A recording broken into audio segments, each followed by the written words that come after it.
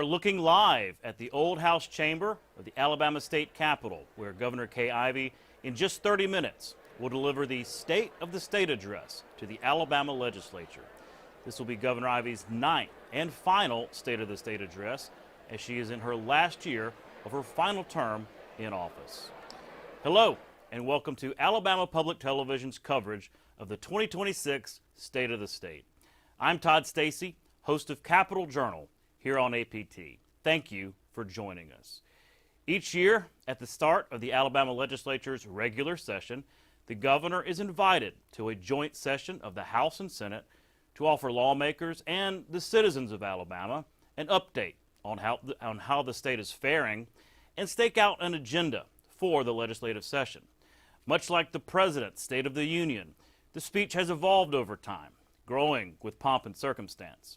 In many ways, it is a celebration of the state and a call to action for lawmakers as they begin the annual process of passing budgets and enacting laws that impact all Alabamians. Here's what we have coming up on tonight's broadcast. Here in just a bit, my APT colleague Randy Scott and my Alabama Daily News colleague Mary Sell will join me to preview the governor's speech and talk about the opening of the legislative session that happened today. Governor Ivey will enter the Old House Chamber right at 6 o'clock, making her way down the aisle and finally getting up to the dais for her speech. That usually lasts about 45 minutes, and after that, we'll have the Democratic response, this time offered by State Representative Sam Jones of Mobile. He'll join me here in the studio a few minutes after Governor Ivey's speech. We'll then hear from State Finance Director Bill Poole. He's the one charged with crafting Ivey's General Fund and Education Trust Fund budgets. So we'll talk about what we can expect when those measures land in the legislature tomorrow. And finally, a special treat toward the end of our broadcast. Rodney Smith, founder of Raising Men Lawn Care, will join me here in studio. If you're not yet familiar with Rodney, then you will be tonight. He is one of Governor Ivey's special guests at the State of the State, being recognized for his extraordinary work building a 50-state movement of young men and women volunteering to offer free lawn care for veterans, the elderly, and others in need. I got to tell you, I've been following Rodney's work on social media since the early days of his ministry, and his journey is just nothing short of inspiring. So I'm really looking forward to that. So we have a full show for you here tonight. Hope you'll stick around for all of it. We'll take a short break and be back with Randy Scott and Mary Sell. Stay with us. You can watch past episodes of Capitol Journal online anytime at Alabama Public Television's website, aptv.org. Click on the Online Video tab on the main page. You can also connect with Capitol Journal and link to past episodes on Capitol Journal's Facebook page.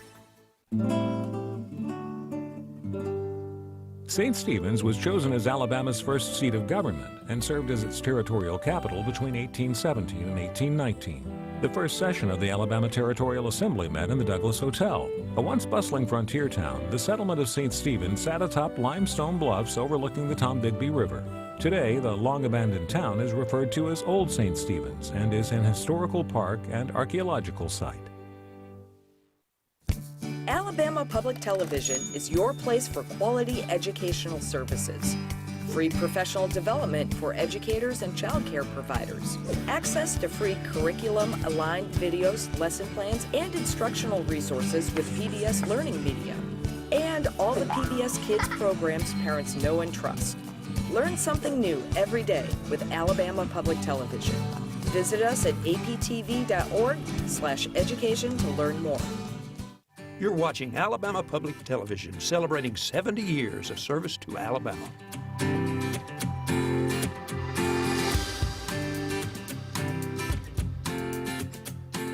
Welcome back to Alabama Public Television's live coverage of the State of the State address.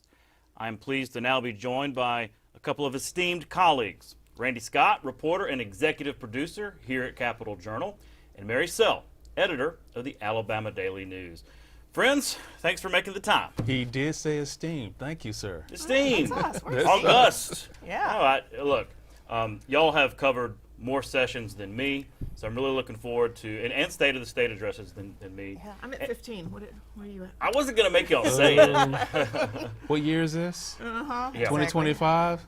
I've been here since. It's 2026, dude. Oh, there you go. See, 2026. I'm sorry, I'm shortchanging myself. Shortchanging us a year. Plenty. Let's just say plenty. Plenty, yes. Well, y'all, we're here. Another legislative session has begun. They gavelled in today at noon.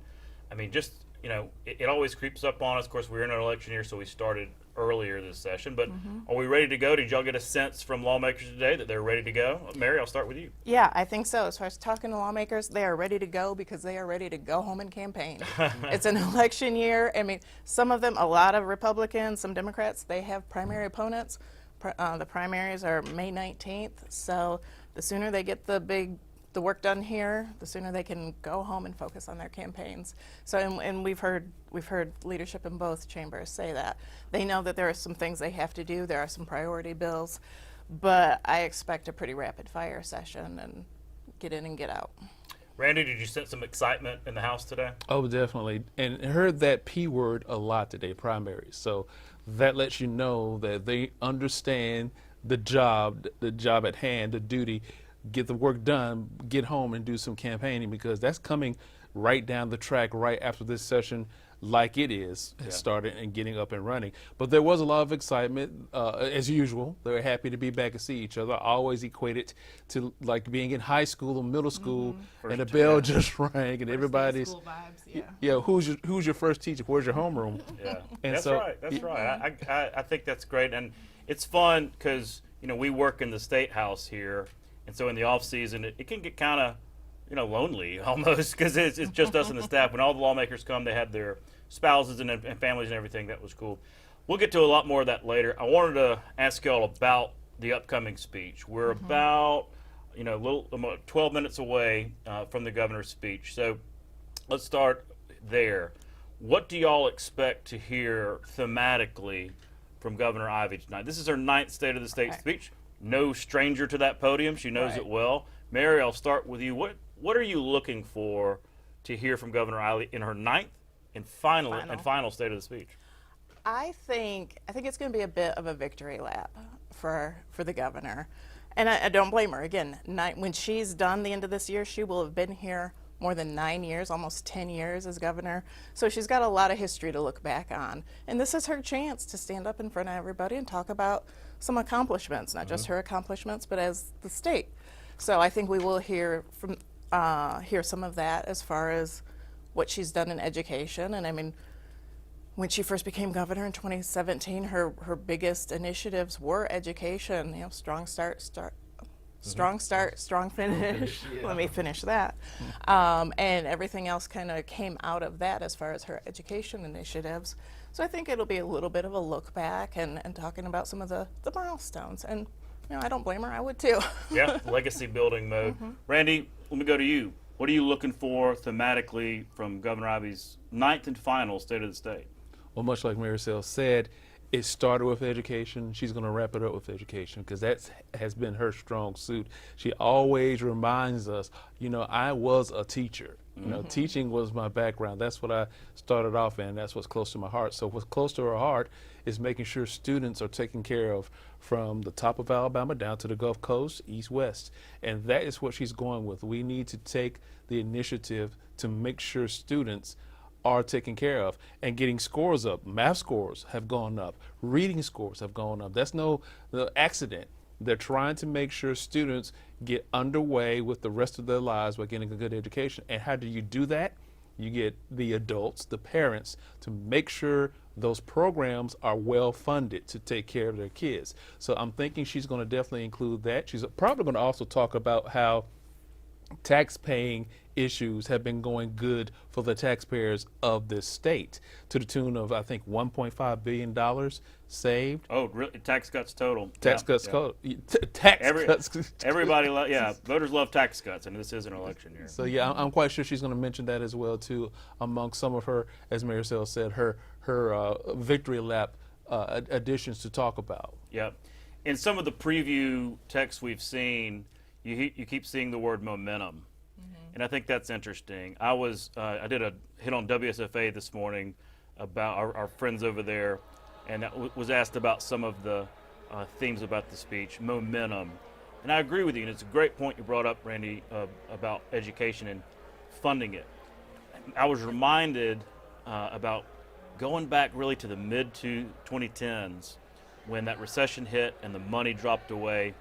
And so many of the gains that had been made in education over the 2000s and even some of the 2010s really fell off because we dropped funding for the Reading Initiative. We dropped funding for some of these great programs. We took our foot off the gas pedal. Yeah. I think you're going to hear some tonight about keeping the foot on the gas pedal with education, understanding that nobody wants to go back to the days when we were 50th, 51st in education. There have been a lot of gains made, but it's not enough just to celebrate those victories.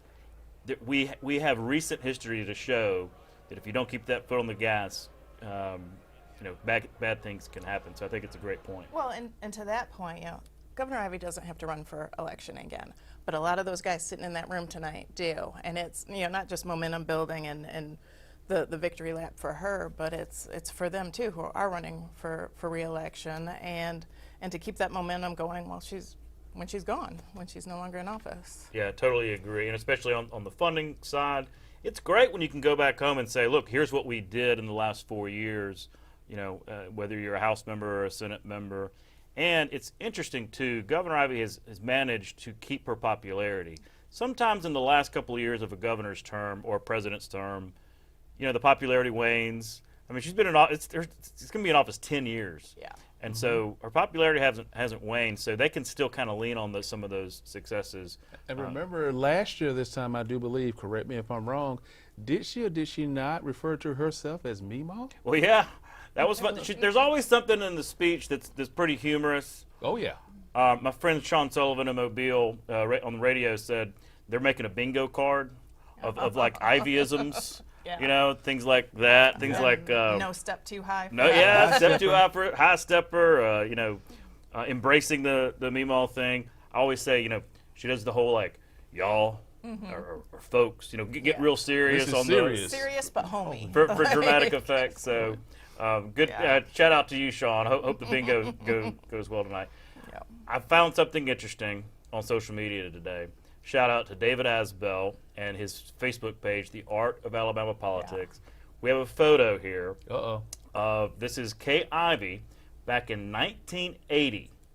1980 in the old Capitol. She was the reading clerk for the Alabama House of Representatives. So she would essentially what Clay Redden does these days. Yeah. When you listen to the House of Representatives, that's what Clay Redden used to do. Look at that. Oh, she's gonna get you. Well, no, I'm not. Look, That's cool. this is nothing but love, but it just shows how long she has been involved in state government. Of course, she was a teacher before that, but there she is. That's Speaker McCorkindale, right beside her. And I'm pretty sure that's a young Greg Pappas, former clerk of the House. Who was here right today. there. Greg Pappas is still around. I saw him today. So I just think that's extraordinary because, she's been involved so long. That was obviously a staff position. Yeah. But she was state treasurer, she was lieutenant governor, and now governor. She'll have governor 10 years. So it is quite a legacy. So you just said reading clerk, that was her back in 1980, and our current reading clerk, Clay Redden. Do you think he's going to be governor one day? I'll let you ask him. I'll let you ask. Go ahead. Clay's probably going to have a word or two with me. Maybe so. Well, look, it's going to be an interesting speech. Let's talk about the session for a minute.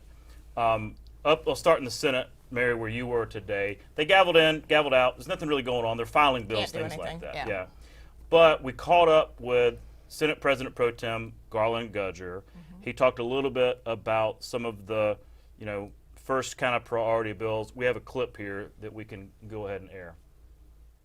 As you know, it's a campaign election year, and so we're really going to be focusing on confirmations. We have sunset that starts in the Senate this year. It'll be going down to the House, but it has to happen within 10 days. There's 14 of those bills that are going to be coming out, and so those are going to be those and the local bills that we did not finish up from last year. We're really going to focus on those each week, trying to get those local bills out. Because not getting all of them out last year affected the campaigns, elections, and those districts where they had already advertised for that, whether it was the county commissions or economic development. And And so from that, we want to make sure that we come back in this year and make that a priority for this year. Well, it's almost just like you said, Mary, understanding it's an election year, getting out of here quickly, but you also harken back to last year when those local bills didn't pass, the filibuster, things like that. What was your takeaway from that clip? Yeah, and I talked to the senator last week, and he said similar then that they want to come in, get these local bills done. The local bills are the ones that only apply to a specific county or municipality, and they are hugely important to those areas. And non-controversial, 99% of them, right? Yeah, usually it's a non-item, but they are very important to local communities. They're important to their members because they're the ones that can come back and say, hey, I did this for you, I did this. And about 24 of them died on the floor last year because of a dispute between Democrats in the House. And so those are a priority because, again, they want these guys to have something to go back home to show. So that will get done pretty quickly. I believe there's a few other things they have to do, confirmations where they confirm the governor's appointees. And then there's some priority bills, but yeah, we're gonna be moving pretty quick. Yeah, it's almost like the, I don't know, nuts and bolts of state government. Right. It's nothing sexy about confirmations or sunset, which is like reaffirming some of these agencies and commissions and things like that. But you got it. Same thing with local bills. You got to do it. Right. Otherwise, you can't really kick the can down the road. Nobody wants to come back for a special session. Right. I do not see there's no big themes this year. The last couple of years, we've had a couple of major themes. I mean, in 2019, it was a gas tax. We've had these economic development bills that were the big lifts. We've had some law enforcement, public safety bills. There's no big themes like that yet this year. And so this is the nuts and bolts of government we're going to get done. And there will be some other significant bills coming, but no broad, big, we got to corral everybody to get it done kind of stuff that I see so far. Well, here's another clip from Senator Gudger when he was kind enough to talk to us a little bit off the floor. Let's hear again. If you think that we're always going to agree on everything, that's sadly mistaken. So I do think there'll be filibusters. I do think that sometimes causes issues and sometimes helps both sides depending on what issue is at hand. So I do think that will come back up, and that's just part of this process that we go through. And it's something that you can use on both sides, something negative and positive for your particular side of the aisle. But I do think those will be coming back up, yes, sir. There was a glimmer in his eye right there because that question was asked about, will we see more filibusters? Yeah. That's the way the last session ended, and he's being honest, saying it's probably coming back. They got hung up over that gambling bill from Senator Singleton. Greene County gambling bill. It's a local bill, but there's kind of a dispute about whether, because it could apply statewide. So if there is another filibuster in the Senate this year, Mary, I guess, is it better that it starts early and therefore they got the whole session? Because it was at the end of the session last year. Right, and you just run out of days. Senator Singleton ran out the clock on him, and those are the rules. He can do it. But it was heated last year, and there were talks of rule changes, and those talks are still going on. So I think the strategy to let's get this done first, because they cannot have 24 local bills die at the end of this session, and then a month later have guys go home and ask to be reelected. Well, yeah, because those bills have to be advertised. There's lots of reasons why that's bad. Okay, well, we're seeing the old House chamber right there. People are starting to fill in. Yeah. I think you got some Supreme Court members taking their seats, lawmakers. I think I just saw Alyssa Turner from the governor's staff doing a little mic check. There's Gina Mayola, the governor's communications director. Everybody getting in their places. Names on seats. Everybody, it's. I mentioned pomp and circumstance in the beginning. It's kind of, look at all the lighting. It's done really well. Well, we also you called up Randy with Speaker Ledbetter today. After again, same thing in the House. They gavelled in, gavelled out. They had a little bit more to do because you had some new members sworn in. 3 new members. Okay, so let's play this clip from Speaker Ledbetter on some of the priorities that the House, from their perspective, are doing this year. I think is to continue the work we've done in education. You know, Alabama's moved up over 20 points in reading and math, and more than any other state in the country, and that's certainly something that we're cognizant of and will continue to try to improve on. So that's definitely a priority. And having the funding mechanism there, we did the RAISE Act, we've did the TEAMS Act, we've done a lot of things around that. We'll continue to do those programs, and we'll continue to look at ways to save taxpayer money. I mean, you think about it, this quadrennium alone, we have saved the taxpayers over $1.5 billion with a B. That's a big deal. You know, it's the largest tax cut that this state's ever had. So we'll certainly look at that. I think there's a couple of things out there that we'll look at. And I'm kind of excited to get it going because I think there's a lot of good things that'll happen this session. Well, it's interesting. I mean, he talks about education right off the bat, echoing some of the very themes that we might hear from the governor. What was your takeaway from the speaker's comments? I took away from it that it's going to be, as Maricel said, nothing really new is coming out this session so far, but what it is an extension of what happened last session. Education was at the top of the charts in terms of things they wanted to take care of, and again, they want to persist in doing that because with education, you have an ability to fuel a new workforce for the state, and they definitely want to take care of that and jump on that and keep that perpetual motion moving. So they were just as busy talking about how can we do that and what other ways can we get adults, parents, up to speed on what is going on so they can take part and help with that, because education is going to touch every single solitary corner of this state. Yep, and I'm looking forward to talking with Speaker Ledbetter and Senator Gudger and House Minority Leader Anthony Daniels tomorrow at our Legislative Issues Breakfast, because what I've heard from Ledbetter is, you know, he talked about reading and math. Right. Literacy Act, Numeracy Act. They've been in place now a number of years. You're starting to see those. He mentioned, you know, hopping 20 states, you know, that's pretty good.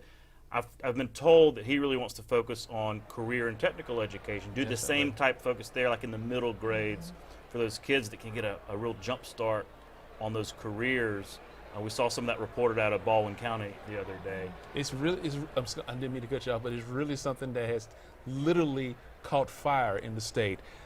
Students have responded in saying, yeah, we want to do dual enrollment to see if we can get ourselves ahead so we can get out of high school and get on to the next level of our lives and be prepared for it. And the legislature sees that, as well as members of both House and Senate, and they want to get the state on board with that because they really realize that there is a wave coming through this state where that can be very beneficial for Alabama. Yeah, absolutely. One of the things the speaker told me last week is that, you know, last year in the education budget, they set aside $100 million for career tech programs to expand them, and it was a grant schools had to apply, and that money has been exhausted. They got more applications than they could fill, so they'll be asking for more money for that. So lots of demand. Lots of demand, yeah. And I mean, we know that our labor participation rate lags the nation. I think the latest number is like 52%, 57%. Yeah, 57. Yeah. Compared to 62% nationally. So I mean, and that is a tremendous goal of the legislature to get that number up, and you get it up by training people for jobs that are in demand. And we've done we've done stories about career technical colleges and schools and junior colleges that have really taken this and run with it. Even in the speaker's hometown, there's the Northeast Alabama Technical College, I believe it is, community college. I've never seen one. I know there's several in the state. You went on location up there, right? Yes, we did, in Rainsville, and it is such a mind-blowing facility to see what they've done. Is new, but the ingredients inside of it, the tools that the students have to work with, the curriculum they have to work with, it's just mind-blowing. Yeah, so I look forward to seeing how that goes. I know also in the House, quickly, on a somber note, there were two former members that were remembered today on the floor. Former Representative Howard Sandiford of Huntsville, former Representative Alan Harper of Tuscaloosa. These two men were, when I first kind of came to Montgomery, have been around for a while, kind of some stalwarts of the Alabama legislature. So I thought that it was appropriate that the House recognized two of their own that were unfortunately lost this year. Well, they talked about both gentlemen at length, but Representative Sandiford, the things they were saying about him. First and foremost, a lot of people know him for his commitment to paying tribute to military. Yep. You know, Alabama is voted one of the most military-friendly states in the country. And no doubt he was one of the reasons why, because he believed in taking care of troops. He believed in also taking care of law enforcement officers as well, too. But he was really described as being a good statesman, someone who served, someone who was friendly, someone who was good to work with. And they wanted to take some time out to have a moment of silence and just observe their friend. Mm-hmm. And then with Alan Harper, the same thing. He died in December. Mm-hmm. And they didn't want to start the session off without at least giving tribute to him as well, too.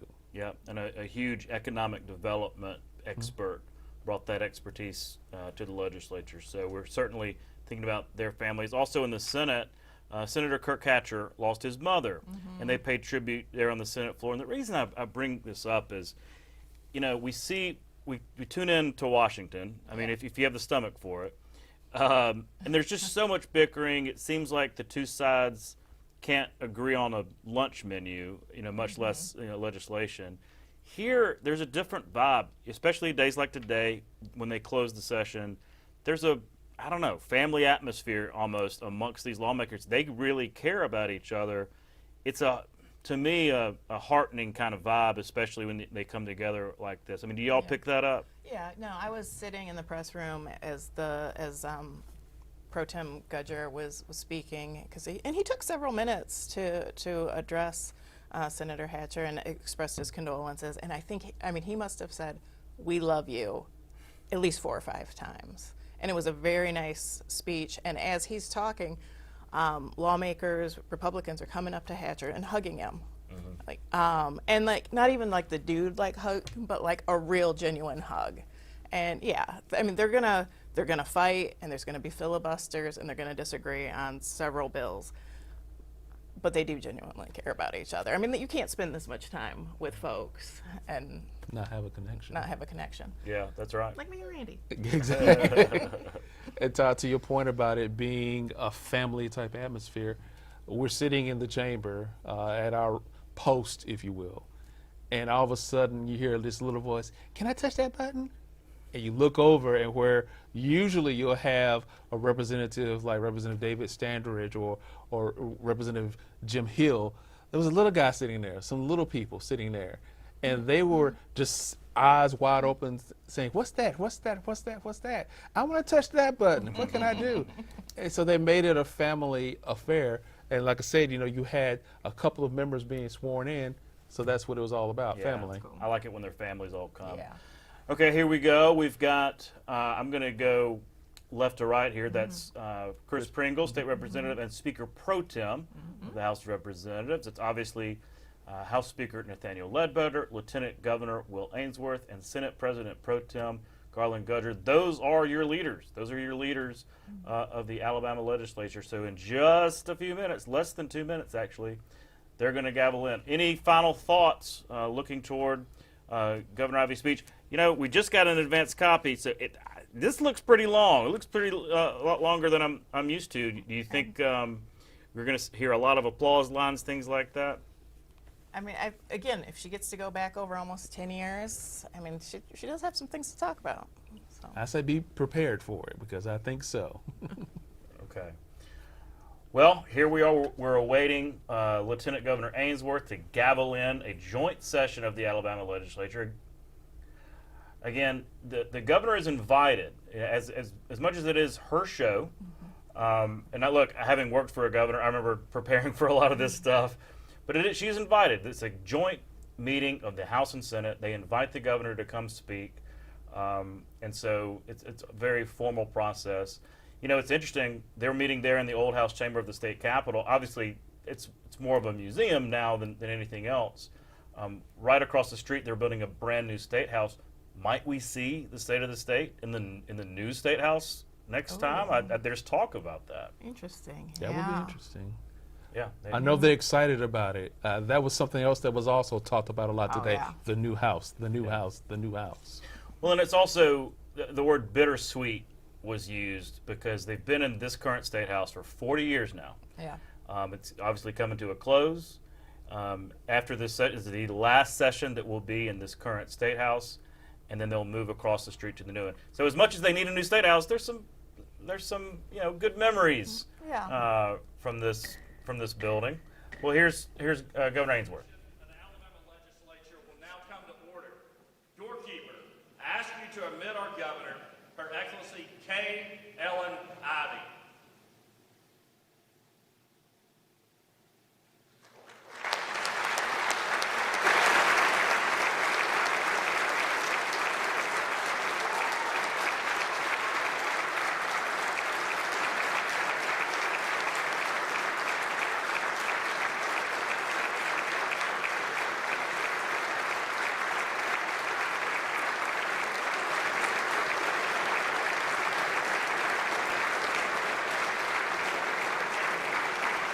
Members of the Supreme Court in their robes as always. There's the newest member, Will Parker, who Governor Ivey just appointed about a month ago.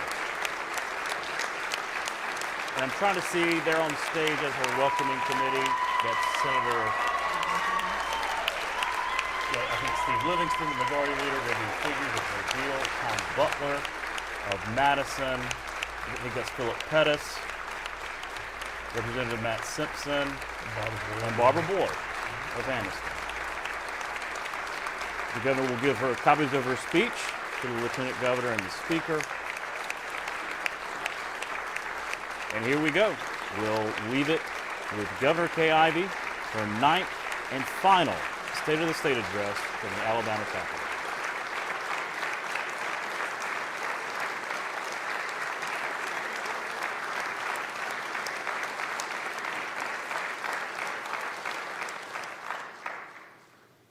Lieutenant Governor Ainsworth, President Pro Tem Gudger, Speaker Ledbetter, Speaker Pro Tem Pringle, members of the Alabama Legislature, Chief Justice Stewart, justices of the Supreme Court, distinguished guests, and my fellow Alabamians.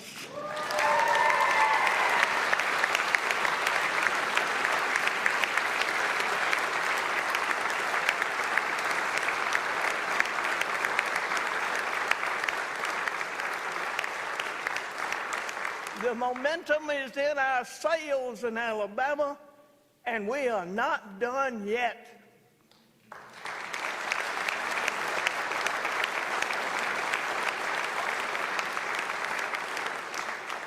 Today marks my 10th regular session as governor. And y'all, I'll say as I look around, we hadn't aged a day, have we? Right? Right, Jebo?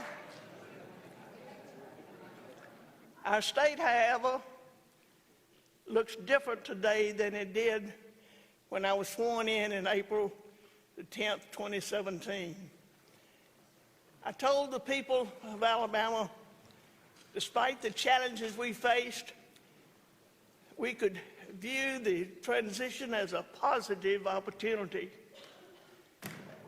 Being a former economic developer, I knew our first opportunity was to recruit and support businesses.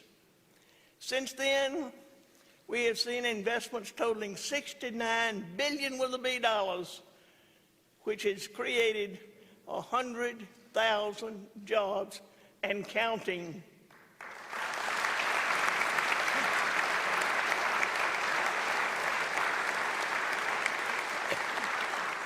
Alabama consistently ranks among the top 10 states for doing business. We are prioritizing workforce development, guaranteeing site readiness, and remaining steady and reliable for economic growth. Existing businesses are thriving, legacy sectors are growing, and still our economic landscape is transforming with new partners like Lilly Medicine. And we are aggressively working towards future projects excuse me, that will benefit our state for generations. In 2019,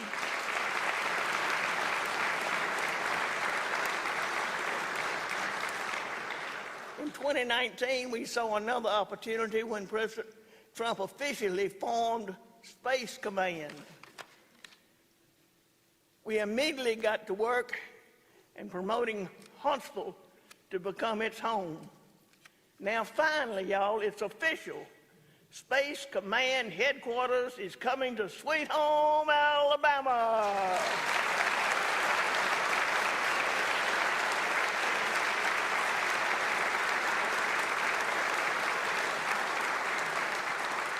But y'all, you can't have Lilly Medicine, Mazda Toyota Manufacturing, First Solar, Meta, Novelis, or even Space Command without a strong plan, one that includes reliable infrastructure. Since 2019, Alabama generated more than $2 million, paving the way for 500 total road and bridge projects in all 67 counties.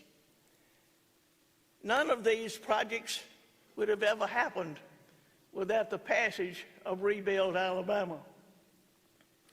Now, for those of you who were here then, you'll remember it was hard.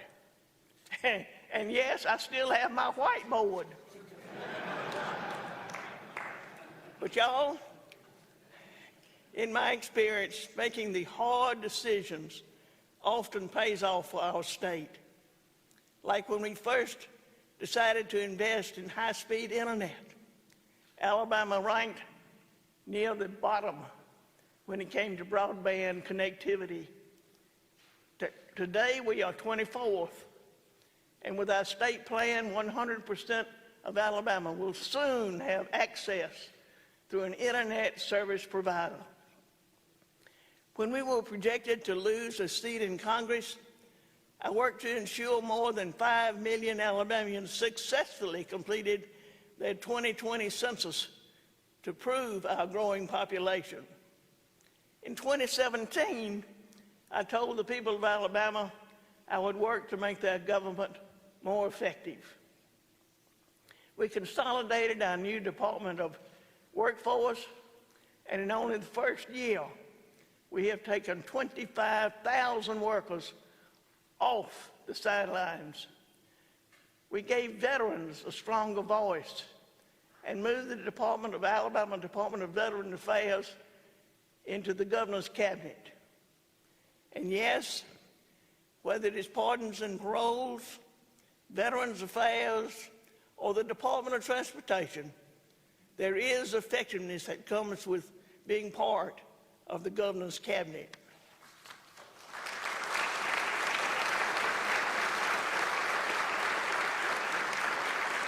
We are supporting Alabama families from our record 6,000 plus foster care adoptions to our CHOOSE Act, education savings accounts, to paid parental leave for teachers.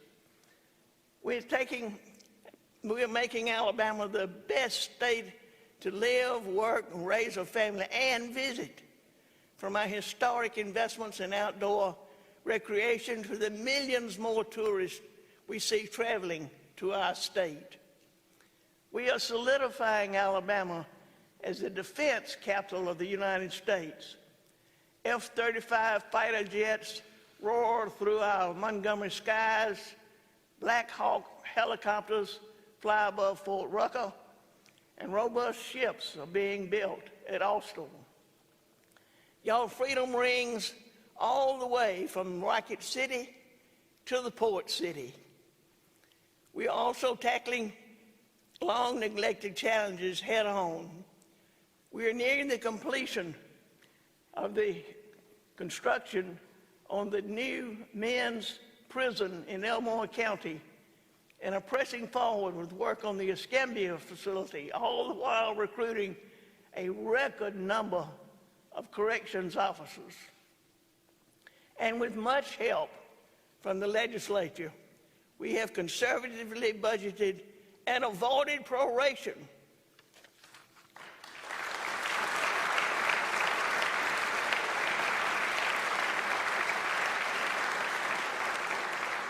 When I took office in 2017, Alabama's education system needed immediate attention.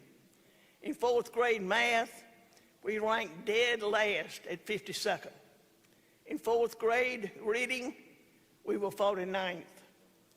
As a former teacher, I knew there was no greater opportunity than to improve our students' education. I introduced my first policy as governor, an education initiative, strong start, strong finish, and we got to work. We are now 32nd in math and 34th in reading. We ranked first in the nation in math recovery and third in reading. We significantly increased our pre-K classrooms. We are a top 5 state for computer science. Dr. Mackey, I'll keep that going on right here.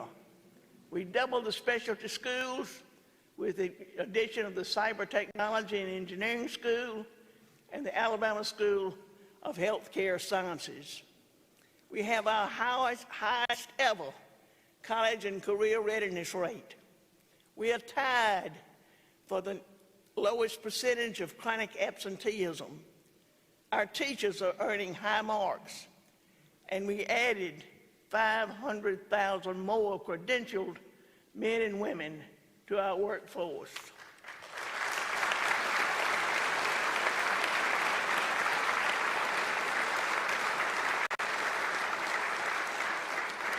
Truly, the tides are turning when it comes to education in Alabama.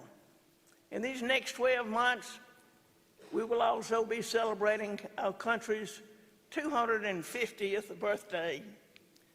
In Alabama, we love America. We respect our military and honor our veterans. Look no further than Alabama's own Rodney Smith. In 2020,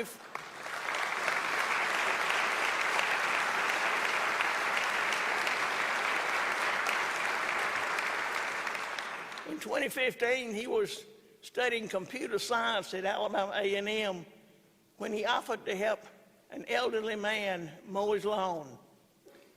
That one kind gesture turned this into a 50-state mission to mow lawns across our country with a focus on helping the men and women who served our nation, our veterans. It should come to no surprise to us that Rodney shares a birthday with America on July the 4th. Rodney's movement has inspired some 6,000 kids across the country to serve their own communities through the 50-yard challenge. Rodney is teaching our young people valuable lessons while providing free help to our veterans, military families, and first responders. I'm excited to share that Rodney will be mowing some of the grass here at the Capitol this spring. But his real dream is to provide his service at the White House. So here tonight, I'm encouraging President Trump to invite Rodney to our nation's capital. Goodness knows Washington, D.C. could use a little more Alabama.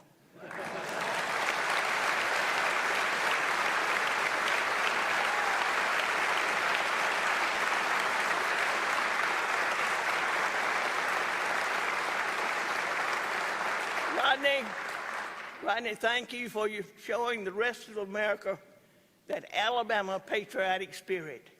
Please stand and let us recognize you.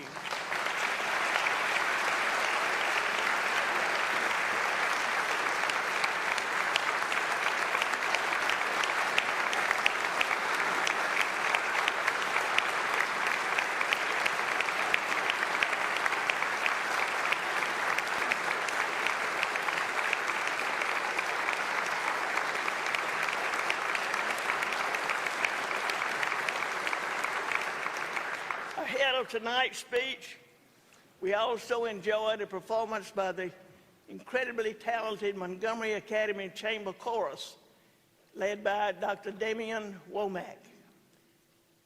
Y'all please stand and let us recognize you.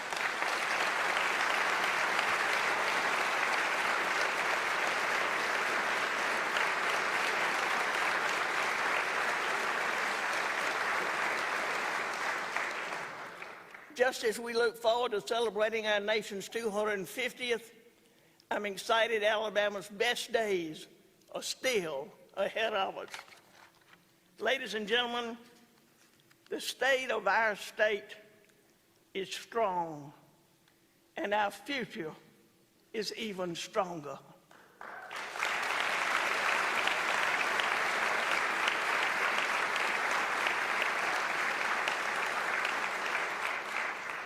Last year, public safety was my #1 priority, and together we accomplished a great deal through my Safe Alabama package.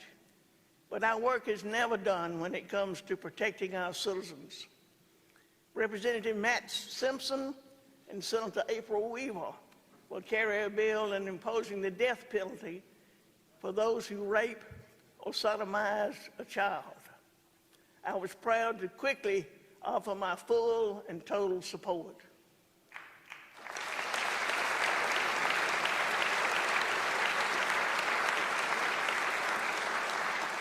Ladies and gentlemen, I'm urging you to pass this legislation so I can sign it into law.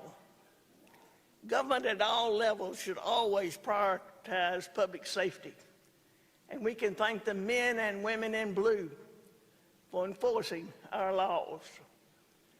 Unfortunately, some criminals attempt to elude their authority.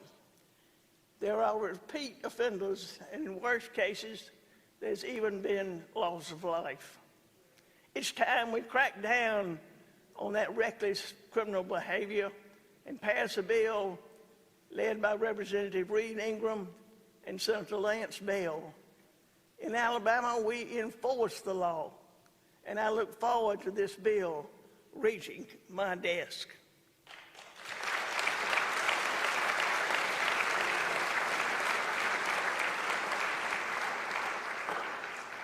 Y'all, public safety begins and ends with the Capitol, whether that be Washington, D.C. or Montgomery, Alabama. We supported President Trump's mission to make D.C. safe and beautiful, again by deploying more than 400 Alabama National Guardsmen. And here at home in Montgomery, I directed the Alabama Law Enforcement Agency to increase trooper presence. Between our specialized metro area crime suppression unit and this larger law enforcement footprint, we are adding to our efforts here in Montgomery. Our state troopers deserve our thanks. That is why I'm proud to propose a 2% pay raise for all state employees like our troopers, mental health workers, and those who protect our cybersecurity.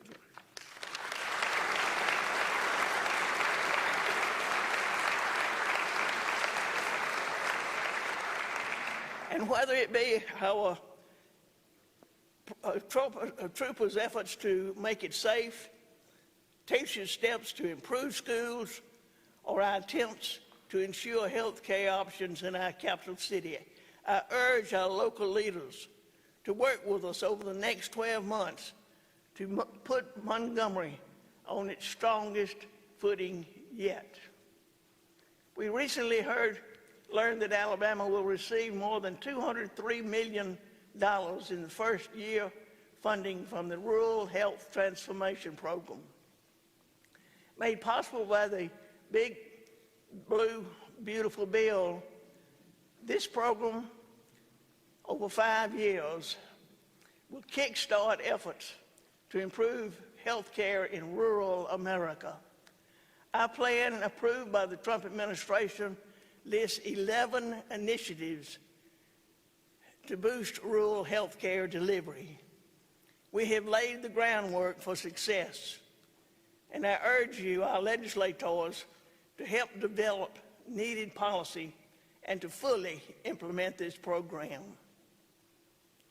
And to our healthcare leaders in the state, I challenge you to work with us in thinking outside the box and identifying new partners as we strive to improve health care in Alabama. As we continue addressing long-standing challenges, we must also prepare for the unknown. The Alabama Resiliency Council evaluates our state's ability to prepare for both natural and man-made disasters. Representative Chip Brown and Senator Steve Livingston will carry legislation to ensure that we have a statewide resilience plan. Every Alabamian is worthy of a resilient community when disaster strikes. Looking only at last year, our country experienced devastating weather events, including the horrific flooding in Texas that claimed the lives of fellow Alabamians, like the youngest being Sarah Marsh, who was away at summer camp. Unfortunately, Alabama is no stranger to the wrath of Mother Nature. We are also home to many of our own summer camps. And y'all, as a former camp counselor myself, ensuring safety in this space is very personal to me. For that reason, I am launching a statewide flood and notification system that will be in place for this summer.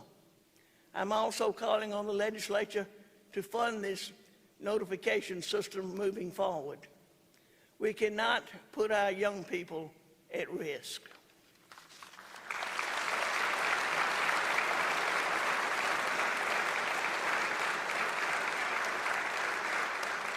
We must also protect our young Alabamians in school. That's why I am proposing an additional $50 million for the K-12 safety efforts. Y'all, our students, are why I chose to run for a second full term. Our efforts are paying off, but as with anything else, our work is not yet done.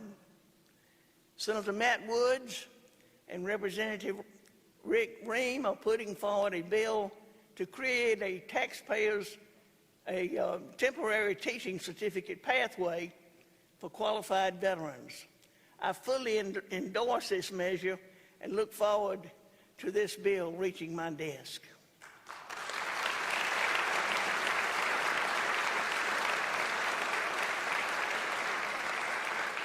In Alabama, we are proud to support our veterans, and we are proud to support our families. That includes making Alabama the most school choice friendly state in the nation.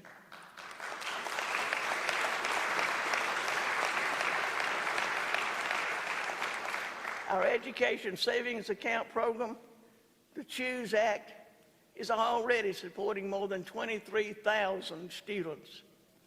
That number will only grow as more folks learn about the program, as student athletes feel more confident in the rules, and when it becomes fully universal in year 3. For the 27-28 academic year, I'm proposing we increase funding for the CHOOSE Act to $250 million. This will help even more families receive the education that is best suited for their child.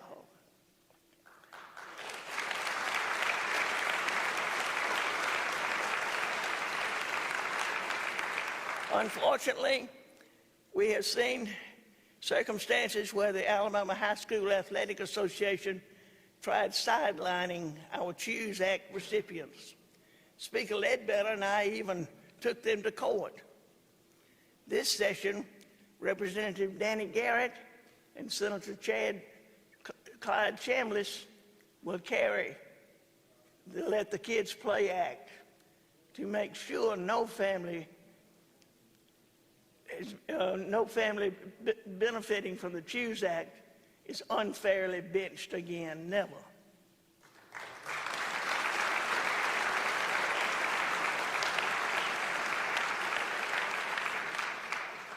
And y'all, we are also making historic investments in all of our public schools.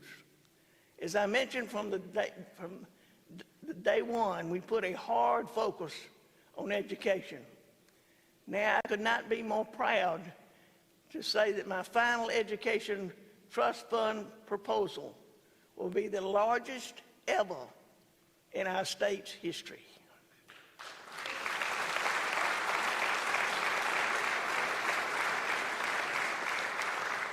Our teachers are certainly key to our success. So I'm excited to announce that budget includes another 2% pay increase for these teachers preparing our next generations.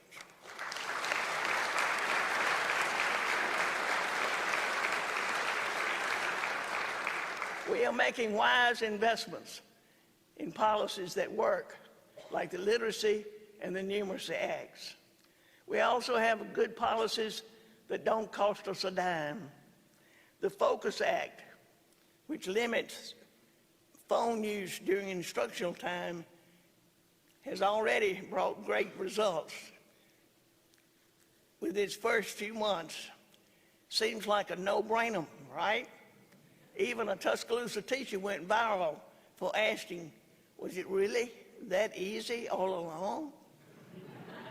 And to that I say, yes, it was just that easy.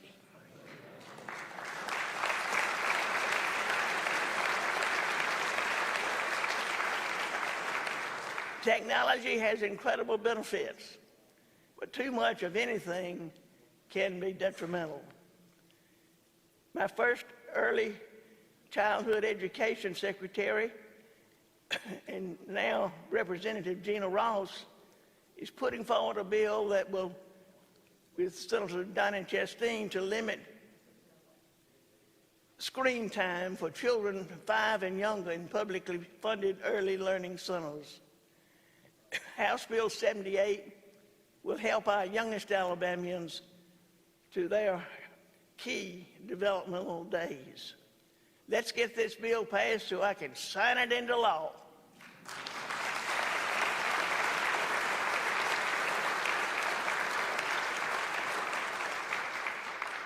On this occasion, a few years ago, I declared we wanted to have no more failing elementary schools in Alabama. The Turnaround Schools initiative is making that a reality by producing accelerated growth in the state's more challenged classrooms. Y'all, these schools are improving at twice the statewide rate. Now, we will work towards graduating these successful schools to make room for a new cohort. We must keep funding this proven initiative. Here with us this evening are students from one of these successful turnaround schools. Washington K-8 school in Birmingham moved from a D on the report card all the way up to a B. That's because these students here, boys and girls, y'all please stand and let us recognize you.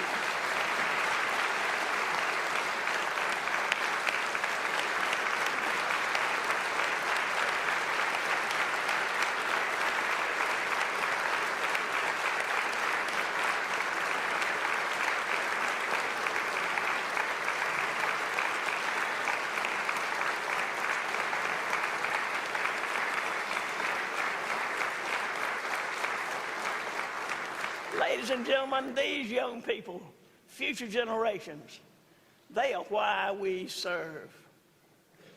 To our legislators, all that we have accomplished and all that we will accomplish would not be possible without your partnership.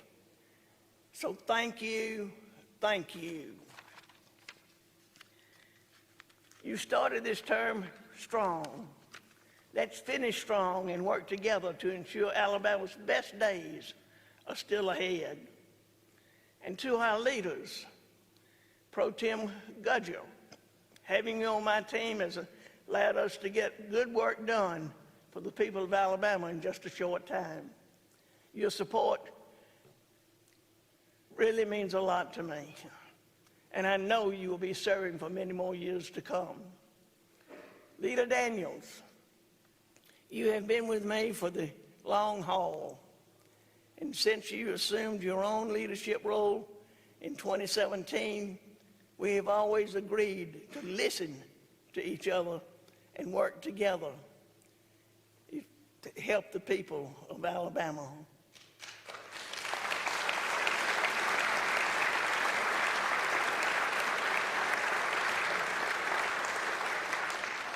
Bobby Singleton, my brother from another mother. Truly there's not another like you. It's no secret that we don't agree on every issue, but what is aligned are our hearts and passion for this state. You're more than a friend to me, Bobby. You're family. And Mr. Speaker,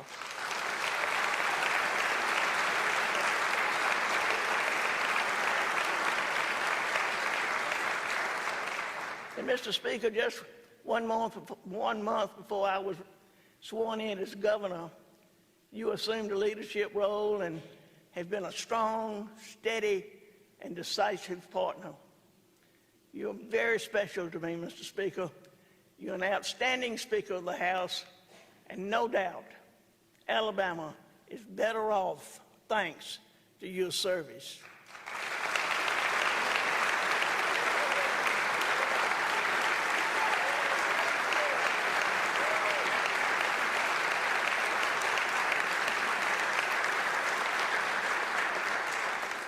I could single out so many of you, both past and present, who have been a friend to my administration.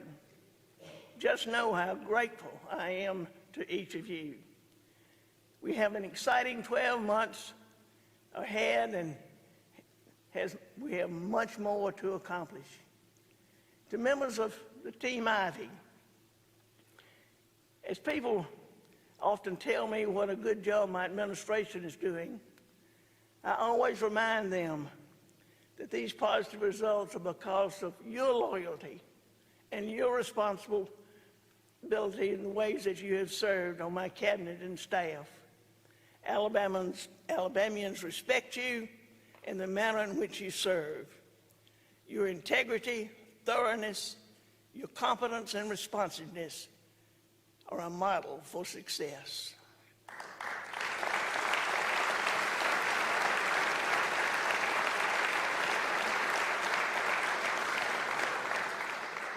And to our young people across the state, I encourage you to consider preparing yourself for a career in public service. Attend Boys State or Girls State if you can. Alabama deserves a generation of young people willing to pick up the mantle and continue our legacy to serve the people of our state responsibly. Y'all, I am proud of Alabama. I am proud of our citizens. I'm proud to continue leading our state forward. And I am humbled to be a governor of all the people. The people of Alabama deserve our very best.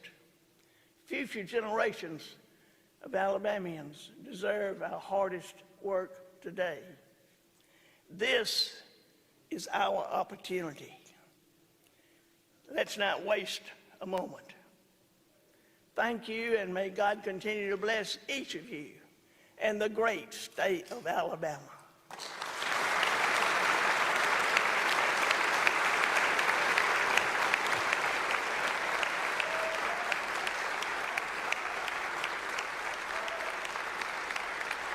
And there you have it. Governor Kay Ivey's ninth and final State of the State address to the Alabama Legislature and the citizens of Alabama.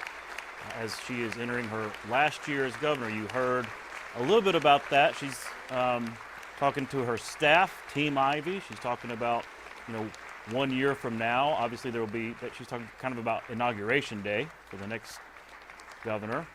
Really interesting themes, a lot of what we talked about leading up to the speech. Momentum, she mentioned that at the very beginning. Momentum from these past years, these past legislative sessions. She went pretty specific on education, talking about the Literacy Act, talking about momentum made, not wanting to let those gains go to waste. You heard her talk about broadband and some goals there. So some themes that we anticipated, but also some themes that we didn't. So that's Governor Ivey's State of the State speech from there in the Old House chamber. The legislature will now recess and adjourn to continue their legislative session. The House and Senate are actually going into session tomorrow. The House at 8:30, the Senate at 3 o'clock. It's a committee day in the legislature, but we'll be covering it all here on Capitol Journal. We're going to take a short break, but we'll be right back with the official Democratic response. And joining me for that will be State Representative Sam Jones of Mobile. We'll take a quick break. Stay with us. We'll be right back. You can watch past episodes of Capitol Journal online anytime at Alabama Public Television's website, aptv.org. Click on the Online Video tab on the main page. You can also connect with Capitol Journal and link to past episodes on Capitol Journal's Facebook page. From 1820 to 1826, Cahaba was the first capital of the state of Alabama. The capital city was located at the convergence of the Alabama and Cahaba rivers because Governor William Wyatt Bibb had arranged for a free gift of land for that purpose from the federal government. An ancient Indian earthwork was found on the site, so the governor reused it as a dramatic centerpiece for the town plan. The sale of lots in Cahaba built the state treasury for the new state and paid for the first state house. Soon the frontier capital had 2 newspapers, numerous businesses, a theater, and nearly 1,000 inhabitants. Despite the loss of the capital to Tuscaloosa in 1826, Cahaba as a county seat grew into one of the wealthiest communities in the nation and did not become a ghost town until well after the Civil War. Cahaba was added to the National Register of Historic Places in 1973. Today it is known as the Old Cahaba Archaeological Park.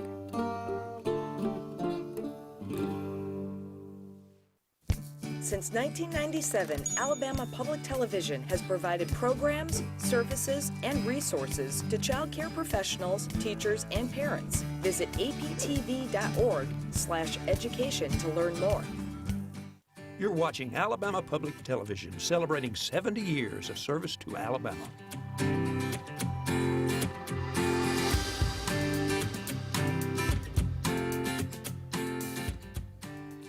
Welcome back to Capitol Journal's coverage of Governor Kay Ivey's State of the State address. And joining me next for the official Democratic response is State Representative Sam Jones of Mobile. Mr. Jones, thanks so much for coming and being here to deliver the official Democratic response. Thank you. Thank you for the opportunity. Well, let me just ask you, in general, after we watched the speech here in the studio, what is the perspective of Democrats? What is your general response to what we heard from the governor tonight? Generally, I think that we have seen some progress in the state in various areas. We still have a lot of challenges in some of those same areas.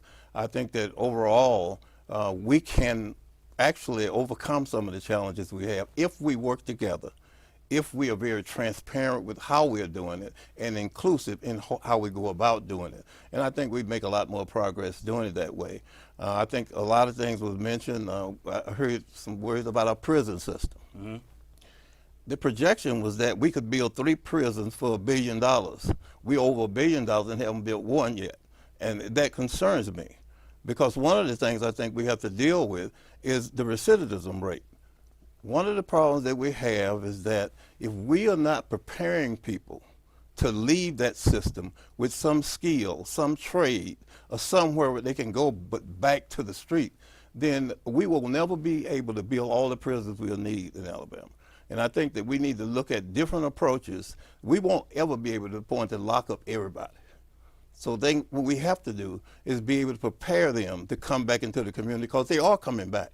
Some people think when people get sentenced to prison, you never see them anymore. That's not the case.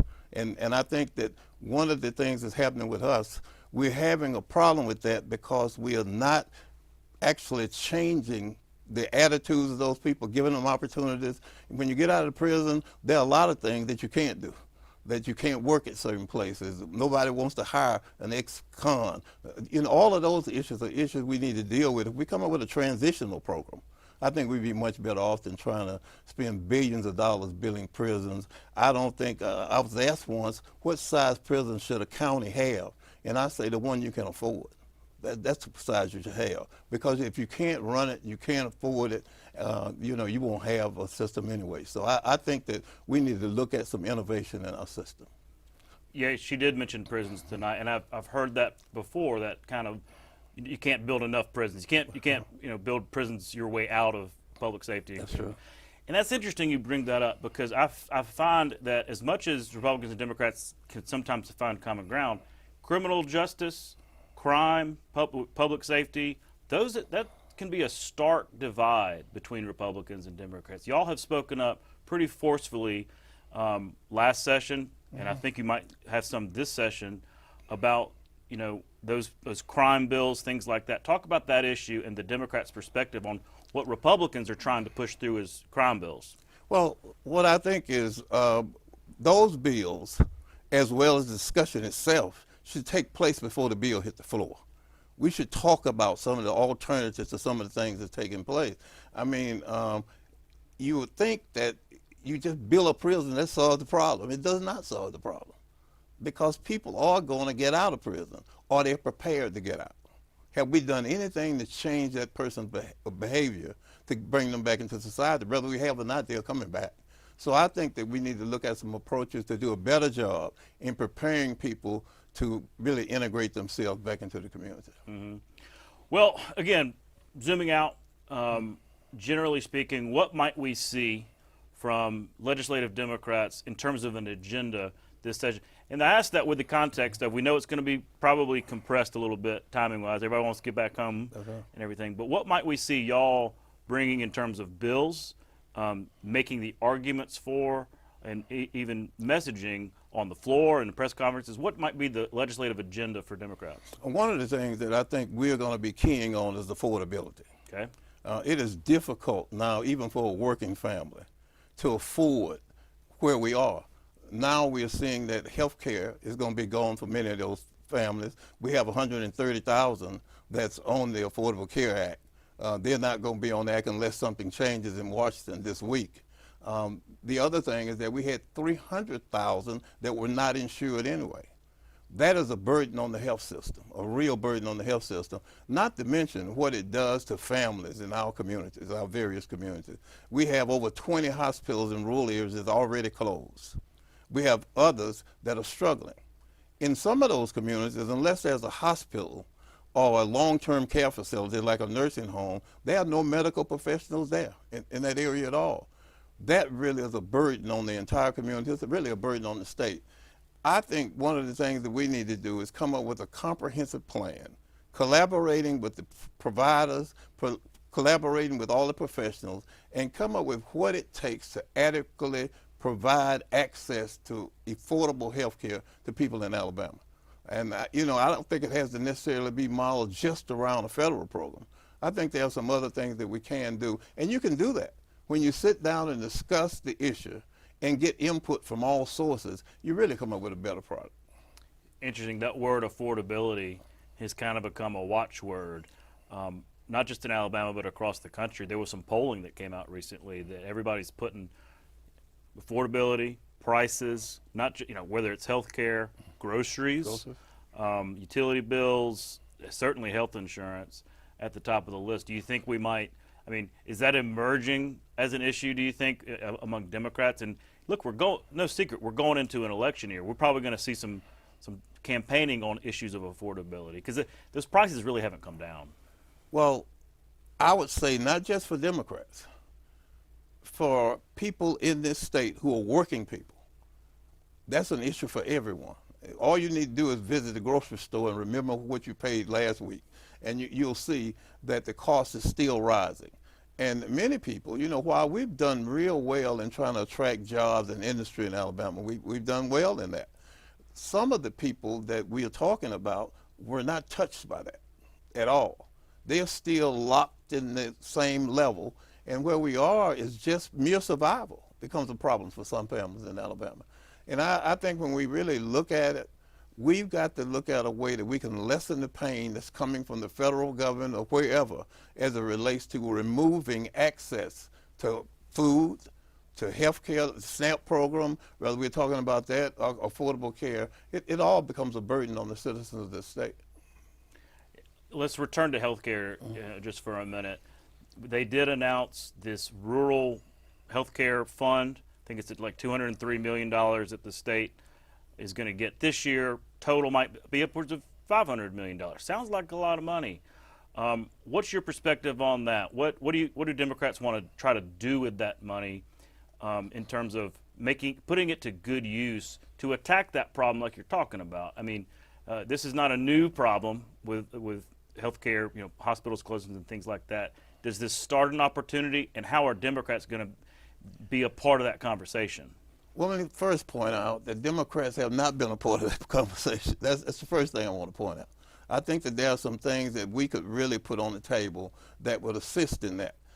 Sometimes we have the people developing solutions for people that they don't relate to at all. And so what we think is we ought to sit down and discuss people who live in those rural areas who have to get health care out of that system.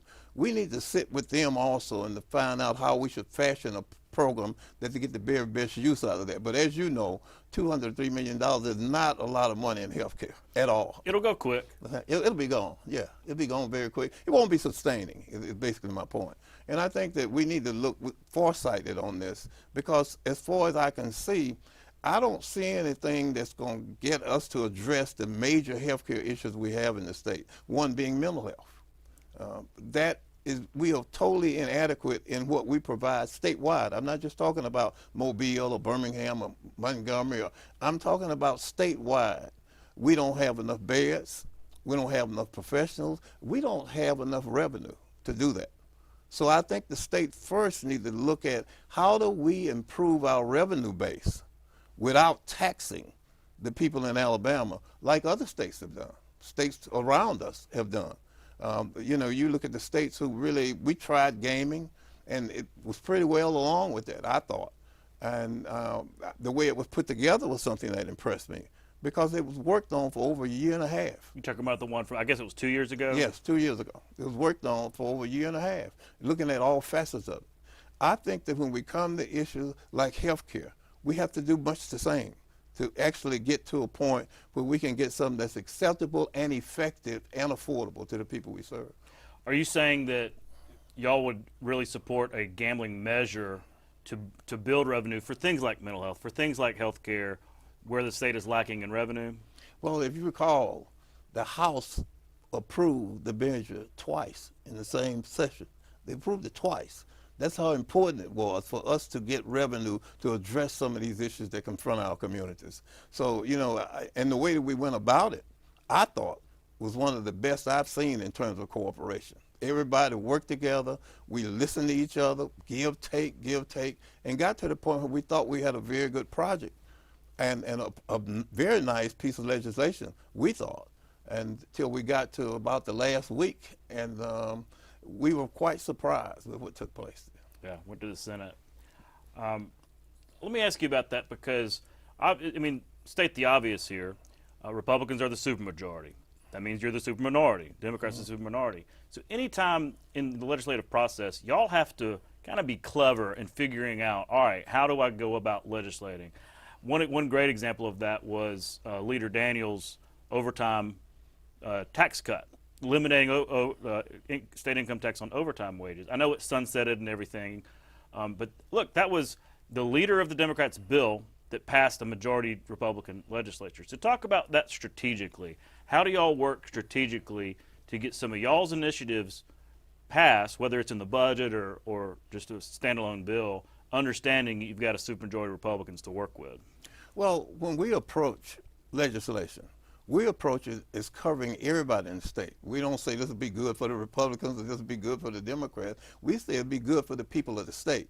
So that's the way we approach the legislation. And I think that sometimes, and you can see that from Washington down to here, partisanship plays a huge role in us not getting some things done that should be done. If we really look at what's best for the people of this state, it's going to serve all the people in this state. It's not going to serve Democrats or just Republicans. It will serve everybody.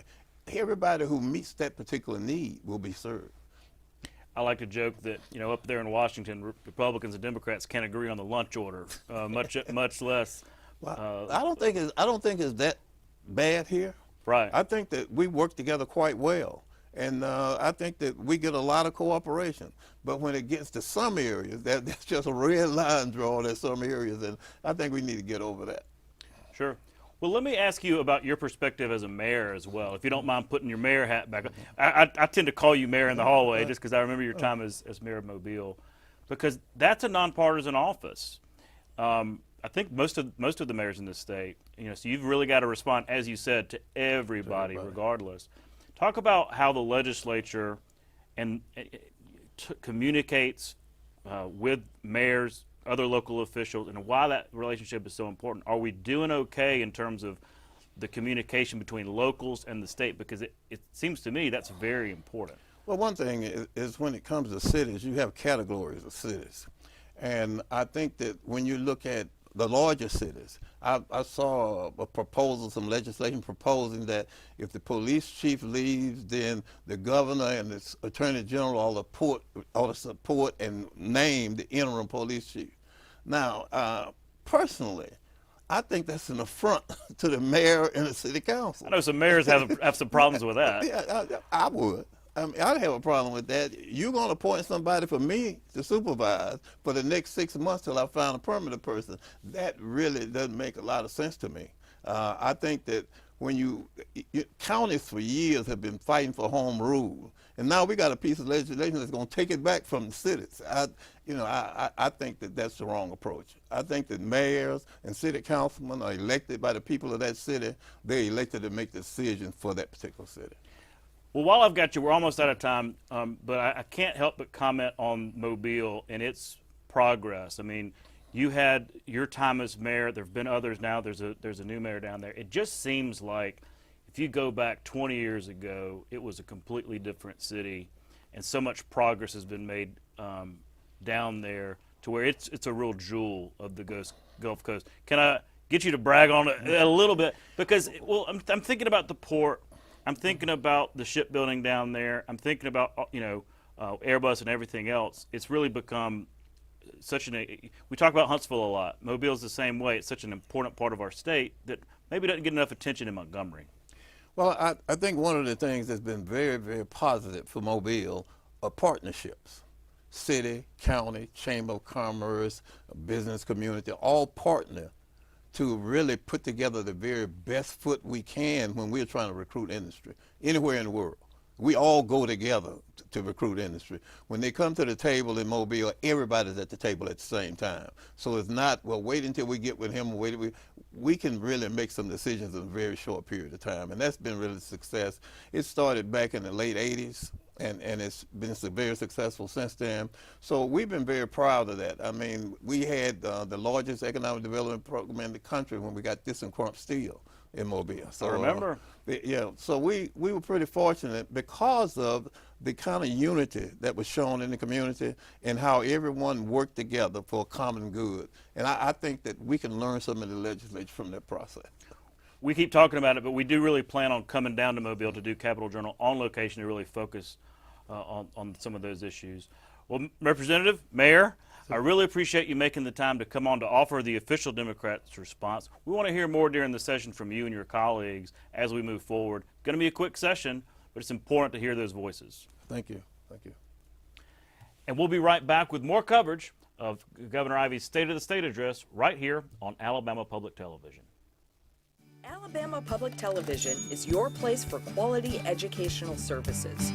Free professional development for educators and child care providers. Access to free curriculum-aligned videos, lesson plans, and instructional resources with PBS Learning Media. all the PBS Kids programs parents know and trust. Learn something new every day with Alabama Public Television. Visit us at aptv.org/education to learn more. Tuscaloosa served as the second capital of Alabama from 1826 to 1846, when the capital moved to Montgomery. The Greek Revival and Federal-styled Capitol building was leased to Alabama Central Female College for use as a concert hall and classrooms until it was destroyed by fire in 1923. The architectural influence of the structure is reflected in many of the buildings on the University of Alabama campus, and the ruins are a city park. You can watch past episodes of Capitol Journal online anytime at Alabama Public Television's website, aptv.org. Click on the Online Video tab on the main page. You can also connect with Capitol Journal and link to past episodes on Capitol Journal's Facebook page. You're watching Alabama Public Television, celebrating 70 years of service to Alabama.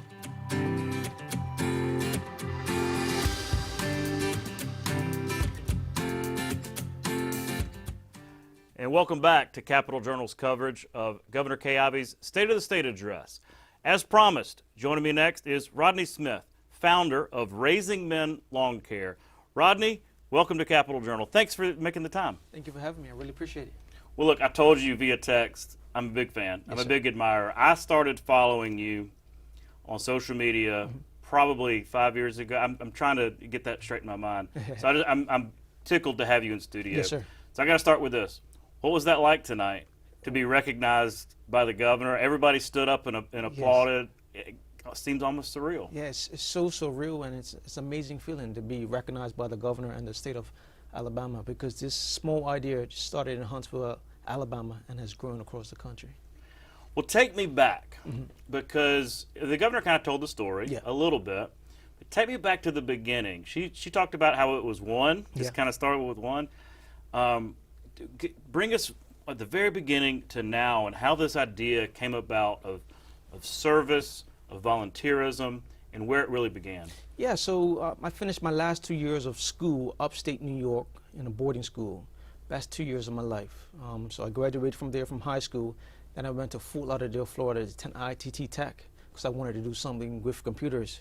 During those 6 months that I was in Florida, I had a hard time adjusting. And I remember one night calling my mom, saying I'm having a hard time adjusting and I want to come home. And I remember one night I just asked, I prayed to God and asked him to use me as a vessel. He didn't give me an answer that day, not a month later, not even a year later.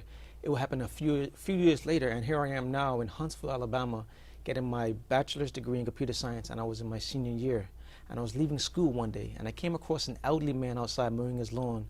So I did what anyone would do. I pulled over and helped him out. Little did I know that one small act of kindness would change my life forever. And it was at that moment I realized that a few years before, you asked God to use you as a vessel. And it felt like that moment right there was that moment that he was preparing me for that whole time. And ever since that moment, I've been mowing free lawns, and it eventually turned to a nonprofit organization. And today we have over 6,000 kids across the country taking part. 6,000. 6,000. Well, it was your iconic, you know, you would go to a different state, or I guess really just began in Alabama when, I mean, it just seems so simple. Like I've met this veteran, and he has trouble getting around, and I mowed his lawn. I mean, a relatively simple act of service, but a huge, I don't know, with so much negativity in the world, it stood out to me on social media, and especially in the world of social media. We know there's just so much negativity on social media. Were you surprised, even at the very beginning, of the response that you got, just posting those pictures and saying, I helped somebody out? Yeah, I was surprised. I didn't expect it to grow as it has grown. I tell people all the time, if you look at a horse in a race, he has these blinders on his eyes to keep him straight. And I believe that's what God's doing for me. He has these blinders on my eyes to keep me straight and on the straightened path. While I know we're making a difference, I'm just continuing on doing his work. You know? Did you ever see yourself sitting amongst the entire legislature? You had the Supreme Court there, obviously the governor. It's on live television. Wow. Did you, in your wildest dreams, did you think, oh, I'm going to be sitting here in, you know, the old house chamber of the state capitol? No, I would never have imagined when I first started where I'd be today. It wouldn't be here. You know, I didn't expect it to be here. And when I got asked to come, I was very surprised, but also honored at the same time. Mm-hmm. We'll talk about the 50-yard challenge. Yes. That is so cool. And how did you come up with this? Because, and I, correct me whatever I get wrong, but I see just about every day a new young person. I mean, I don't know what ages. I'm thinking, as young as like 8 or 9, maybe 10. Boys and girls. Boys and girls. Saying with a sheet of paper, saying, I accept the 50-yard challenge. Yes. First of all, how'd you come up with it, and what does it involve? Yeah, so the 50-yard challenge is a simple challenge issued to kids across the country to mow 50 free lawns in their community for the elderly, disabled, single parents, and veterans. If they accept this 50-yard challenge, they make a sign saying, I accept the 50-yard challenge, and in return, we send them a white Raising Men or Raising Women t-shirt, along with safety glasses and ear protection. And it's kind of set up like the karate system. Every 10 lawns they mow, they get a different color t-shirt. So once they mow 10 lawns, they get an orange, 20 a green, 30 a blue, 40 a red, and 50 lawns earns a black. And then once they mow 50 free lawns in their community, I drive to wherever they are in the country and I deliver them a brand new mower, weed eater, and blower for completing the 50-yard challenge. And what we have seen is some kids take that equipment and they also start a business. So we're also creating entrepreneurs in a way. But it all started when the organization first started in 2016. So it's been about 10 years now. It was just meant to be locally. Then we went viral on the internet around May 2016. And I got a message from a lady by the name of Shannon. And I got another message from a lady by the name of Lori. Shannon lived in Wichita, Kansas. And Lori lived in Marion, Ohio. Shannon had a son named Andre. Lori had a grandson named Quentin. And they saw what we were doing with kids in Huntsville, Alabama. And they said, how can I get my son and grandson involved? So for some reason, I told them, look, if your 2 boys can mow 50 lawns, I'll come out to them and I'll give them a brand new mower that summer. And that summer they went on and mowed 50 free lawns for the elderly, disabled, single parents, and veterans. And a man of my word, I went out there and gave them a brand new mower, and that kind of gave birth to the whole 50-yard challenge. And now today, 6,000 kids across the country are taking part. 6,000. 6,000. Wow. What's it like meeting those kids? And what do you hear from them and even from their parents about why they agreed to it, why they would sign up? I mean, it's encouraging, no doubt. Yes. But also maybe a little bit surprising in today's age. I mean, that's why it's so cool to see these kids stepping up. What have you learned in interacting with these young folks? Yeah, so it's amazing to finally meet them, because you get the photos every time they do a lawn. They're supposed to take before and after pictures, a picture of them in action and a picture with the homeowner, and they submit those lawns. So once I finally meet them, once they complete the 50-yard challenge, I get to know them more, get to really see their personality. And some kids start off as a shy, quiet kid, but by the time they're finishing the 50-yard challenge, they're becoming who they're supposed to become, and they're just enjoying it and encouraging other kids in their community to do it as well. I know that part of the mission and the organization is, look, soliciting help. You go to a different state, and you want to expand, you need supplies and things like that. Were you surprised at some of the generosity? It seems like people are just eager to help out and say, yes, this is a mission worth supporting. Yes, I was very surprised. And even like the van that we have now, it was donated because a gentleman saw me on Twitter one day. I tell kids all the time, you never know who's watching. This gentleman saw me with a small SUV on Twitter when I was going to deliver lawnmowers to kids. He joked with me and sent me a message saying, looks like you need a bigger vehicle. And I said, yeah. And then he says, just right there. He just right saw there. you. Yeah, I didn't know him, but he was following me. And he says, give me a call. So I gave him a call, and he said, look, I'm going to look into getting you a bigger vehicle. I didn't expect nothing. This is Twitter. So the next day he calls me and says, look, hey, Rodney, I found a big SUV. It's a 16-seater cargo van. Can you fly out to Nebraska and pick it up? I said, sure. So I flew out to Nebraska, met him and his wife at the airport, and I drove that vehicle back. So you just never know who's watching. And this gentleman, he's been a supporter ever since. How about that? Well, as I mentioned earlier, there's so much negativity out there. Look, we work in the political realm. Yes. And so we encounter arguments all the time, certainly on Twitter, other kind of social media.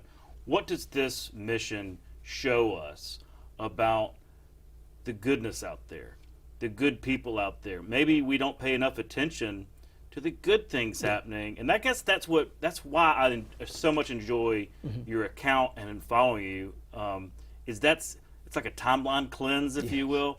But what has it shown you about the goodness out there and the good people in the world that maybe don't get enough attention. Yeah, it's so many good people out there. You know, you see a lot of negativity on the news or online, but if you turn that off and you just get outside in your community, you will see it's so much good out there. People are out there helping people, and we need to see more of that. I absolutely agree. Thank you Thank for you. what you do. Governor Ivey said it tonight. You are an embodiment of what we aspire to be as a state in Alabama. And tonight's one of those nights where it is kind of a celebration of the state, the start of the legislative session. I was watching all the eyes in that room, and you've got a lot of admirers. Before I let you go, how can people get involved? How can people donate, support your organization, whether it's here in Alabama or all over the country, because this is actually broadcast on PBS website nationally. Okay, wonderful. So we have a website at weareraisingmen.com. They can learn more information about the 50-yard challenge. And if weareraisingmen.com. Yep, weareraisingmen.com. On there we have a tab for the 50-yard challenge, so they can learn a little bit more about the 50-yard challenge. If they want to sign their kids up, it's no time limit to the 50-yard challenge, so they can sign up today and finish 2-3 years from now. And on there we have different ways that they can donate, either with money, or we also have a Amazon wish list or Amazon wish list. And if you would like to purchase an item, they're sent directly to us. And yeah. What about for those who might need if you're a veteran, elderly, can't? Yeah, of course. Some folks might be embarrassed to ask or something, but you encourage that, right? Yeah. So if someone needs help on our website, you can simply go to our website and it says find a volunteer, and on there you'll just select your state, and then once you select your state, it will show you where we have kids. And then if you see your city listed, you just click, say, I need help. You fill out a form, and that form is sent directly to that parent or that volunteer, and they will be in contact with you if you need help. Absolutely. Well, go to the website, follow Rodney on social media, because I guarantee you your timeline will be cleansed and better for it. And it shows like you said, the good people, the goodness that's out there. Thank you for what you do, and thank you for your time this evening. Thank you so much. I appreciate it. And we'll be right back with State Finance Director Bill Poole. Stay with us. You can watch past episodes of Capitol Journal online anytime at Alabama Public Television's website, aptv.org. Click on the online video tab on the main page.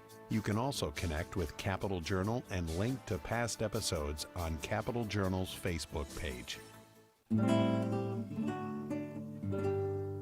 From 1820 to 1826, Cahaba was the first capital of the state of Alabama. The capital city was located at the convergence of the Alabama and Cahaba rivers because Governor William Wyatt Bibb had arranged for a free gift of land for that purpose from the federal government. An ancient Indian earthwork was found on the site, so the governor reused it as a dramatic centerpiece for the town plan. The sale of lots in Cahaba built the state treasury for the new state and paid for the first state house.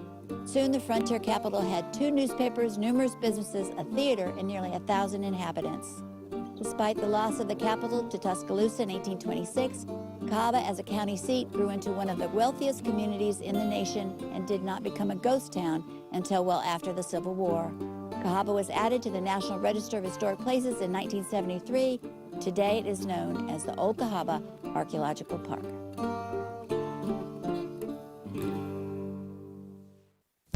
Since 1997, Alabama Public Television has provided programs, services, and resources to child care professionals, teachers, and parents. Visit aptv.org/education to learn more. You're watching Alabama Public Television, celebrating 70 years of service to Alabama.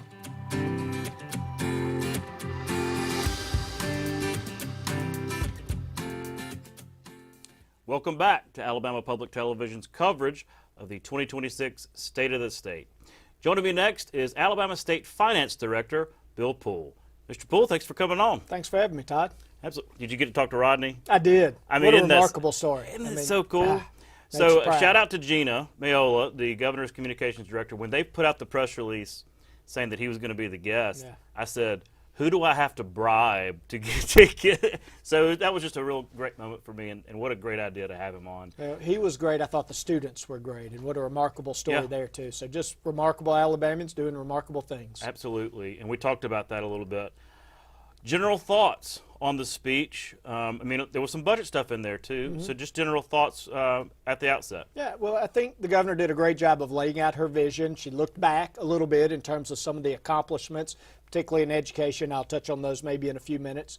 But she laid the vision for this coming session. Of course, it started today. She outlined some of the key themes in her budgets as they will cross the street tomorrow, and the legislature will take those up. She talked about public safety. She talked about things that are important, economic development. So I think she summed it up well, but she also highlighted Rodney and other success stories across the state that I think are reminders for all of us of why we do this, what the purpose is in terms of public service, and highlighting Alabamians that are out there that are doing great things. And that's just an example. There are thousands.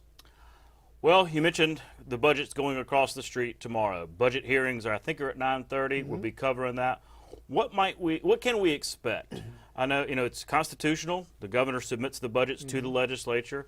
What might we expect from the general fund and the Education Trust Fund just on a high level? So on a high level, of course, every legislative session kind of begins and ends with the budget. That marks a lot of the policy objectives and how you fund core policies. So the governor, as typical, has submitted or will submit conservative budgets. We've had an extended period of time during her administration and previously, all the way back to 2010, we've not had proration for the longest time in modern history.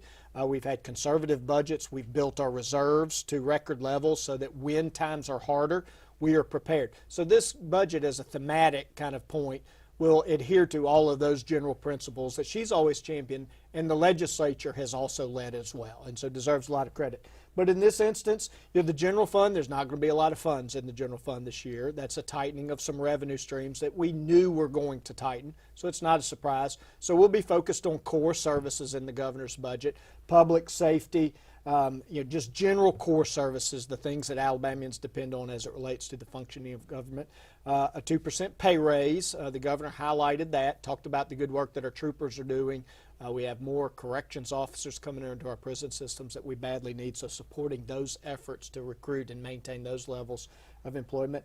And on the Education Trust Fund budget, we've accomplished a lot in education budget or through education policy, and I'd like to talk about that in a few minutes. But she's going to focus and continue to focus on those core initiatives that have worked. The Literacy Act and the Numeracy Act that are clearly producing pretty remarkable results for our state. First-class pre-K program, a fundamental issue she has led on. The legislature has been right there all along for a number of years, so continuing to grow that. Support for paid teacher leave, expanded computer science education, enhanced school safety measures she talked about, a meaningful pay raise for our teachers and education professionals. So as typical, this governor will focus on those core needs. She'll stay focused on the fundamentals, and that's what you'll see in this budget package for the most part. You took some of my questions away, actually. That was very thorough. But you mentioned those education initiatives, Literacy Act, Numeracy Act, First Class Pre-K. I mean, I would put Turnaround Initiative in there. I think we're going to see something from the speaker on career and technical education, kind of, going there in the middle grades. We keep having this conversation because, look, this is the last year of her term. She kept talking about momentum. That was a big theme of tonight's speech. Where my mind goes with that is understanding that it's her last term in office. She doesn't want to lose that momentum, no matter who's the next governor, no matter who's the next, legislative makeup, because we've been there before. We remember what happened when we took our foot off the gas with reading initiative. The reading initiative, you're right. Because there were gains made. Alabama was making progress. The recession happened. And so is that part of the messaging there is let's keep our foot on the gas, let's support these programs to demonstrate for whoever walks into that office that these programs work and we need to support them? Well, I think that's kind of goes back to that core principle. Keep the main thing the main thing. When you start chasing too many shiny objects and you forget the main thing, literacy and numeracy, you begin to have problems. We've seen that historically, so avoiding those same mistakes. But if I can just kind of hone in on education for a minute, there's been a remarkable run of policy as it relates to education in Alabama. We can talk about budgets and we can talk about policy, but what I really want to focus on is some outcomes. Okay. But to drive that, a couple things have happened over recent years. We've talked about the Literacy and Numeracy Act. I won't belabor those points. The Turnaround School Initiative is a remarkable. No failing elementaries in the state. We're not there yet, but we've seen remarkable results in the first cohort. We'll bring a second cohort on. If you think about it, if you have a failing elementary school, what do you think is going to happen in the middle school? So start at the fundamental levels. I'm going to keep saying fundamentals. We've opened the Alabama School of Cyber Technology and Engineering, the Alabama School of Healthcare Sciences. We've passed the TEAMS Act to pay high needs teachers, math and science teachers that we desperately need more in terms of their salaries. The governor talked about strong start, strong finish. She talked about the CHOOSE Act that we're continuing to implement and grow. Those are significant series of policy changes that have to be followed by the investment. The state's made it. But I want to highlight fourth grade reading. Ranking has improved nationally from 49th in 2019 to 34th in 2024. Alabama is one of only 2 states to exceed pre-COVID levels in fourth grade reading performance. Soak that in for a minute. 2 states have exceeded their fourth grade pre-COVID limits. Alabama has. Alabama's fourth grade math, so turn to math. Ranking climbed from 52nd nationally in 2019 to 32nd in 2024. So I'm isolating fourth grade for the context of these. Those kids are going to go on and be successful now because we've moved the needle. You know, there have long been efforts to move Alabama from the bottom in education to being competitive, to being towards the top.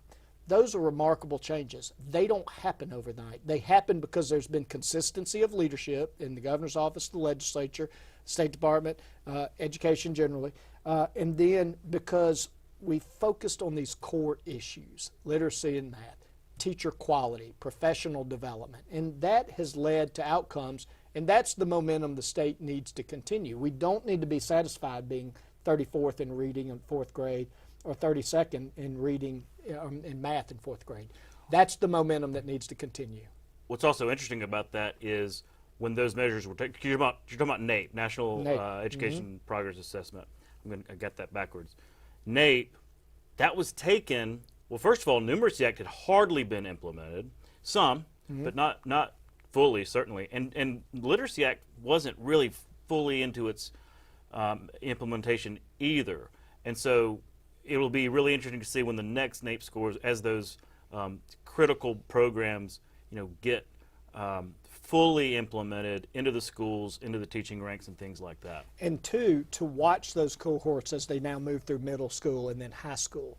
Can that momentum continue through those grades? That's critical. It's a bigger challenge, though. It is. And it wasn't mentioned tonight because this was last year's thing, but getting cell phones out of the classroom, I think that may have plenty to do with some of the middle school and high school trouble, but that's maybe the next step in some of these education reforms is, because they measure fourth grade, they measure 8th grade, and it's those 8th grade scores that we really continue to struggle at. That's where the focus now has to move to. We have to build on the momentum and keep the momentum to the point you made, and I think we've seen the results, but you have to stay focused. It's like anything else. You have to stay focused on it. We will look forward to more of that conversation tomorrow in the legislative budget hearings. Always super fascinating to hear about that, and we're going to have you back on. Switch to a couple other things. She mentioned prison construction tonight, specifically the Elmore County. You're not building prisons, but you finance them. Where are we? Are we close in Elmore County? She mentioned that, and of course the Escambia, I guess, is further out, but what are we looking at in terms of close to completion there? So the Elmore project has been financed, so we should not experience any more cost increases on that. It should open, my understanding is, towards the end of the calendar year. It's a big project. Those timelines are a little uncertain. I'm not involved with the construction aspect of it, but we're in good shape in the pay for. It will open. It is being built and nearing completion over the course of this calendar year. And I think that's really exciting. And, I've kind of reminded people a few times, think about that's a 4,000 bed facility. It involves basically the building of a hospital with mental health and healthcare assets there, as well as an enormous investment in educational space and equipment. You can't build a 4,000 bed apartment with plywood and 2x4 very quickly or easily. I mean, this is a secure facility with, state-of-the-art technology.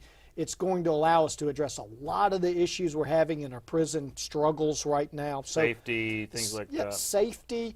We're going to have inmates in cells rather than stacked in dormitories that security guards can't see what's happening in the middle of those stacks of beds that are in gymnasiums and old prisons. So It's not going to solve all our problems, but it is a necessary investment and step to solve the problems. And then to close those old dilapidated facilities and utilize this for cost savings. And then the state is working towards the next prison, which is Escambia. Still some hurdles to clear on that, but we're in a good position, and that's the next objective, is to move forward with Escambia. Will the construction of Elmore save some cost for the Escambia project? I remember hearing something about that because they're similar, but maybe not everything that's going on in Elmore will be in Escambia. But does our initial construction in Elmore maybe alleviate some of the costs for Escambia? It should. That is our expectations. I mean, there are parts of that design plan that you can replicate. Now you've built this, you transfer those lessons over. It will be somewhat different. It will not have the same health care facilities that the Elmore facility will, so that brings down some costs. It will not have the same mental health facilities, so it is disparate, but in terms of the core prison facilities, we are hopeful to see cost savings by virtue of learning from that one and applying that in the second one. Yeah, absolutely. Another issue, West Alabama corridor. There's been some criticism in this building from lawmakers, not necessarily about the project itself, but about the funding mechanism for it. There was a $700-something million bond issue floated. How do y'all react to that? Because I'm sure y'all see some of this criticism from folks. There's also some support. Senator Singleton, Senator Allen certainly voicing their support of that. But how do you address criticism from lawmakers who really have a problem with the state fully funding this rather than having a little bit of federal or a lot of federal buy-in? Well, there's a couple aspects to that. First of all, there's scarce funding and everybody's trying to get infrastructure. We have the benefit of a growing economy and a growing population, and that's good, but that requires investment in infrastructure. This governor has led an infrastructure investment, and I could spend the next 10 minutes talking about that if we wanted to. So she understands infrastructure. As it relates to West Alabama, this governor made clear many years ago that this was a priority project for her, and it accomplishes a couple of goals. One is, to the extent we have the fastest growing container port in the country in Mobile, we need to move freight in and out of that port. This gives us an additional 4-lane northwest bound traffic. That takes traffic off of I-65, which is also an issue the state is including trucks. Including trucks, primarily trucks if we're talking about freight to and from the port. It opens several counties in that area of the state that do not have 4-lane access to an interstate to economic development and industrial development that doesn't exist in areas. When you don't have 4-lane access to an interstate, you're not going to get a big major industrial project. So it's an economic development issue as well. There's also a safety issue for a variety of reasons, not the least of which that's an evacuation route out of the coast. It gives us an additional 4-lane in and out of the coast, whether that's for evacuation or for tourism traffic. So there's a lot of benefits of the project, and the governor's articulated those. I don't need to articulate that.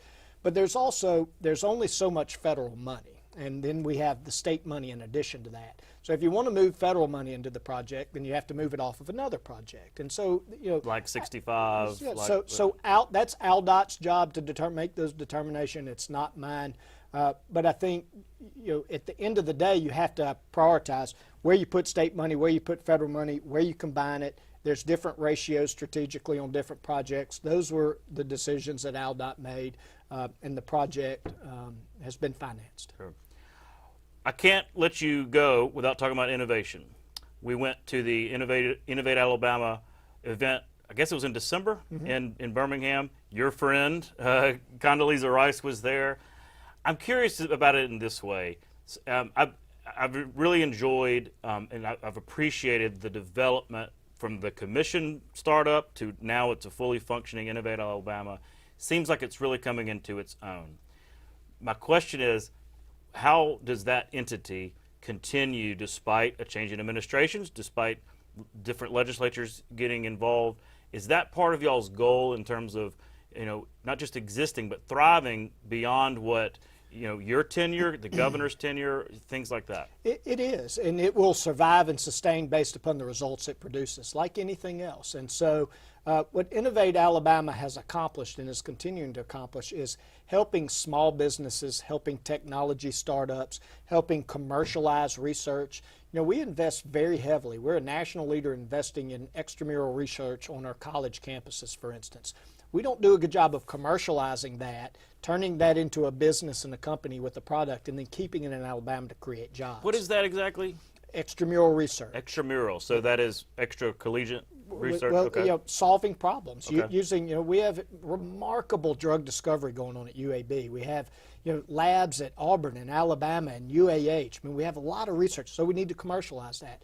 But we also see technologies changing the world faster and faster. So giving our entrepreneurs, our technology companies, our startups, you know, extending into the rural areas and creating innovation opportunities to support rural economies, having access to capital. So one problem that we have in the state of Alabama is when a small business is trying to create a new, you know, commercialize a new product, a new solution, a technology, a defense contract, for instance, they require capital to get that business started. Innovate Alabama doesn't provide that capital, but we help bring in capital partners and pair them so that that company can then establish and stay in Alabama. Because when we do have somebody that attracts that private equity capital, a lot of times those companies then get pulled out of the state. So we're trying to grow that sector of economy. It's a complement to the other areas of our economy. Now, we have a lot of industrial manufacturing. That's critically important for our state. But we also have to be diversified. We have to recognize the future of our economy. We have to see where we have workforce strengths. We have a workforce strength in this area. And we have a lot of bright Alabamians that can be successful in an innovation knowledge-based economy. So that's part of growing our economy on a broad base strategically into the future. We'll talk more about innovation, I'm sure, as we go throughout the year. Director Poole, I know you've got a big day tomorrow, so thanks for coming on, and we'll see you next time. Thank you, Todd.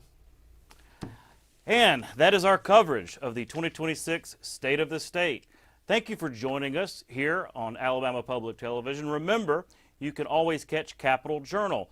During the session, we are nightly, Monday through Thursday, every night at 10:30 p.m. That's after your local news. And also Fridays at 7:30 for our weekend review show. That also airs Sundays at noon. So please keep up with Capitol Journal. It's a great way to stay on top of what's happening in the Alabama Legislature as they go through their 2026 regular session. From our Capitol Journal team and everybody at Alabama Public Television, thank you for watching, and we'll see you next time.